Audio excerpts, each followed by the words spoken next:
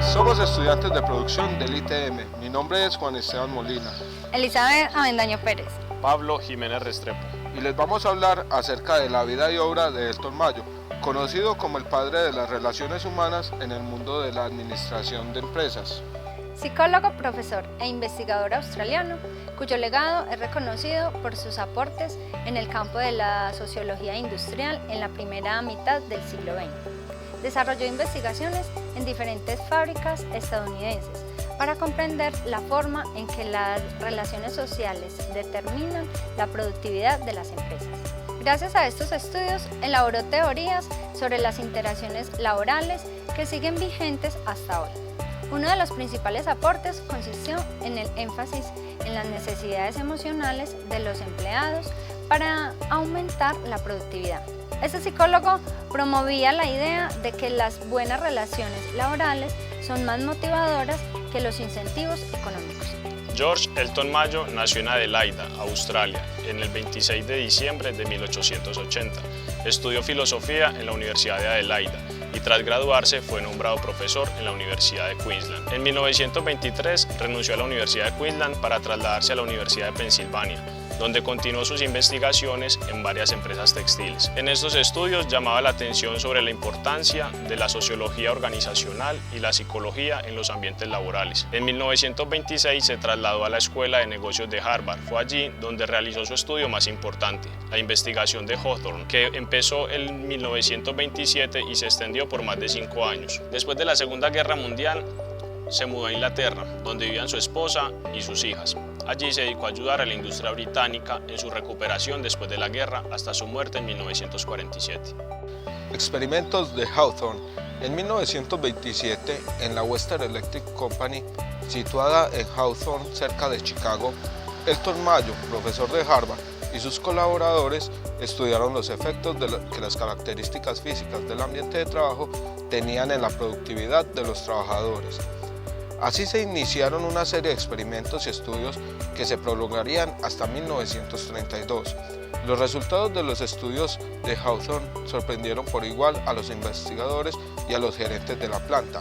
Encontraron que las condiciones sociopsicológicas del ambiente laboral podían tener mucho más importancia potencial que las condiciones físicas.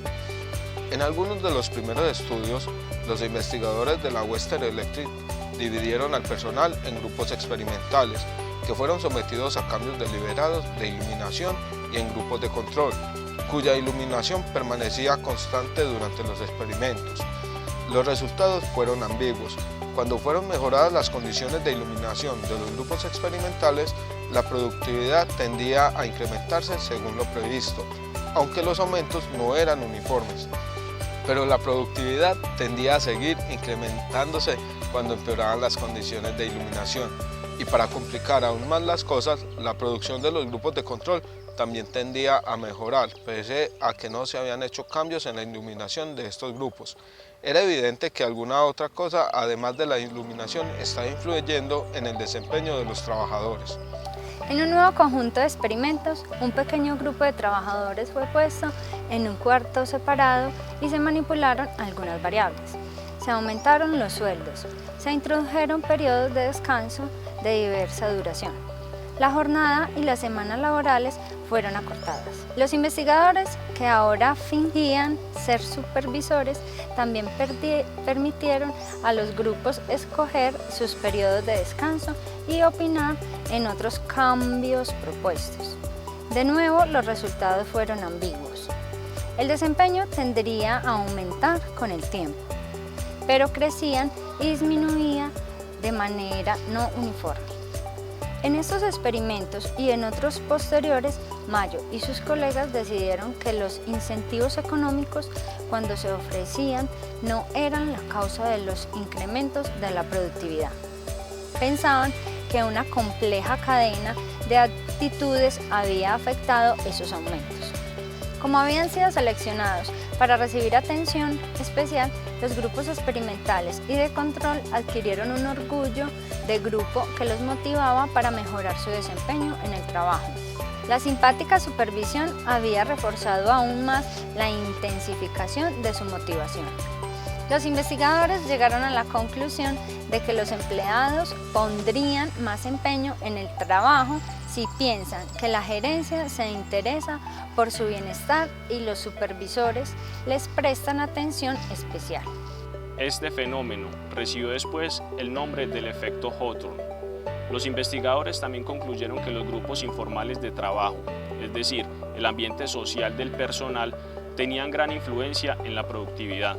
Muchos de los empleados consideraban su trabajo como aburrido o sin sentido, pero sus relaciones de amistad con los compañeros de trabajo, algunas veces influidas por el antagonismo común contra los jefes, le daban un poco de sentido a su vida laboral, proporcionándoles un medio parcial de protección contra la gerencia.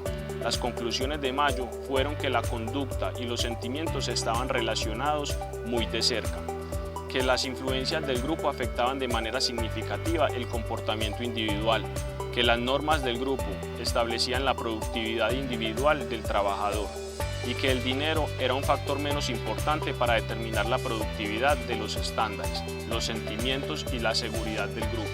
Estas conclusiones llevaron a un nuevo énfasis sobre el sector humano en el funcionamiento de las organizaciones y el logro de sus metas.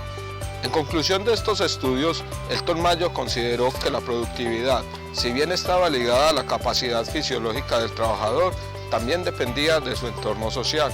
Todo cambio en la organización tendrá un efecto en la productividad del trabajador. Un trabajador feliz se hace más productivo en una empresa. Que el comportamiento del trabajador se apoya en el comportamiento de su equipo de trabajo. Él determinó que incluir a los trabajadores en la toma de decisiones aumenta la productividad.